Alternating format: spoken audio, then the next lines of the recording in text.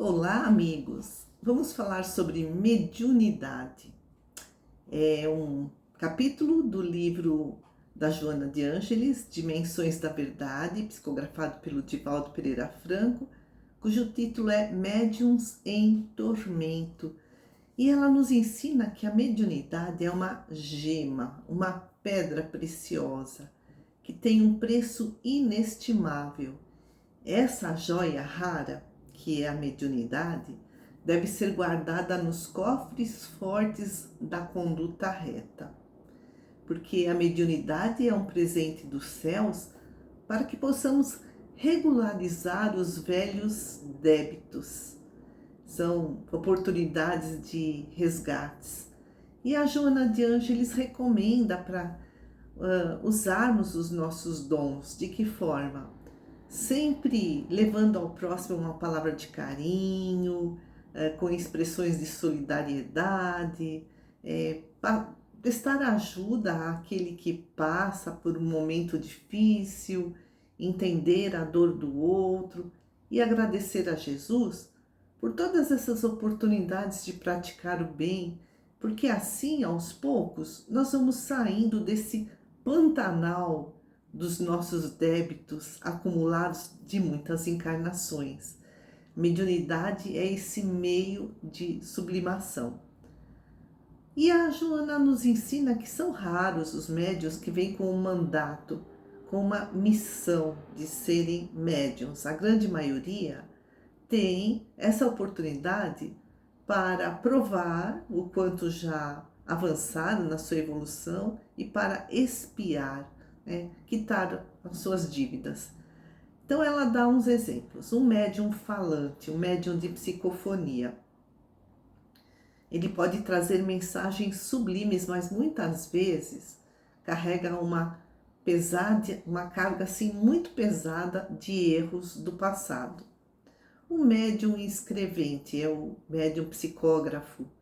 Compõe páginas consoladoras, mas muitas vezes ele mesmo está cheio de angústia, não tem forças para iluminar a sua própria mente com a luz do Evangelho. O médium curador, ele até parece feliz, na sua posição de socorrista, mas muitas vezes é uma alma em perigo, perseguido pelos adversários do mundo espiritual. O médium que enxerga o mundo espiritual, que tem aquela percepção especial, é um clarividente, na maioria das vezes sofre visões cruéis decorrentes de seus dramas íntimos. E aí eles fogem de si mesmos, sem forças para continuar no autoconhecimento e na reforma interior. E a Joana cita médiuns atormentados, obsidiados, lá do Evangelho. Herodíades foi esposa do rei Herodes Antipas. Ela estava dominada por uma obsessão cruel, fascinada por João Batista, que a ignorava. Então, por vingança, ela planejou a sua morte. Como? A Salomé era a filha do primeiro casamento de Herodíades, mas era aniversário aí do Herodes Antipas, o seu segundo marido. E a enteada de Herodes dançou e ele ficou tão entusiasmado que ele falou para Salomé pedir o que quisesse, que ele atenderia. Aí a Salomé consultou a mãe e a mãe pediu a cabeça de João Batista. Outros exemplos do Evangelho, aquele caso do pai angustiado que procura Jesus pedindo-lhe para socorrer os filhos, aliás, o filho, porque está perseguido pelos espíritos. Judas também, diz a Joana, ele foi médium e conviveu com Jesus, mas deixou-se dominar pelos inimigos do bem.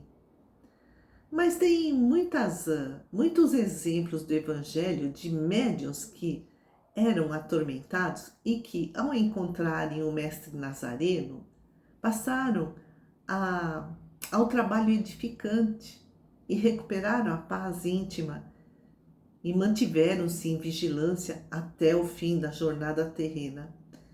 Maria Madalena, por exemplo, antes de encontrar Jesus, ela tinha muitos obsessores que a levavam ao desequilíbrio do sexo.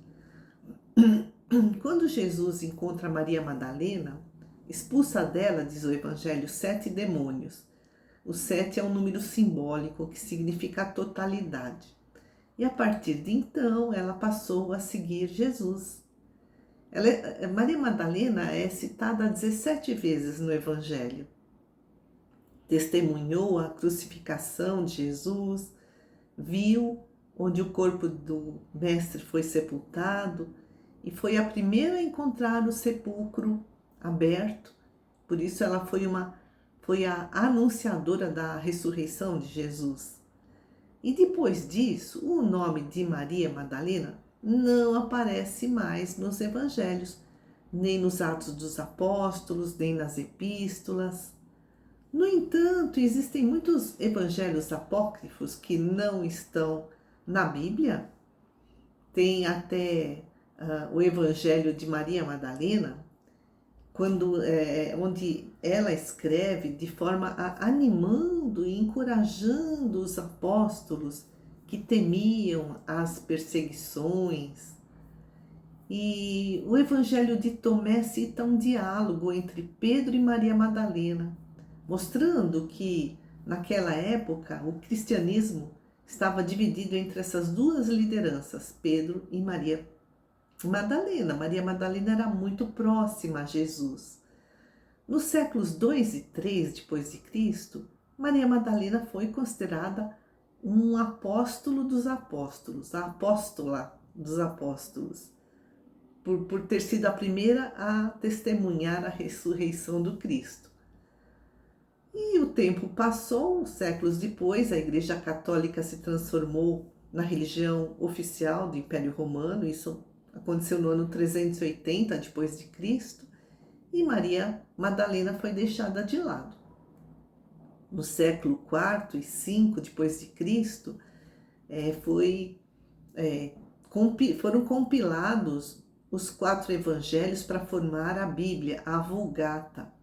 E nessa época a sociedade era muito machista. E essa sociedade que procurou sufocar as lideranças femininas das primeiras comunidades cristãs. Mas, no dia 22 de julho de 2016, o Papa Francisco declarou Maria Madalena a apóstola dos apóstolos. Então, aí estão alguns exemplos de médiuns fracassados e médiuns que usaram seus dons para auxiliar os necessitados e regularizar os próprios débitos do passado.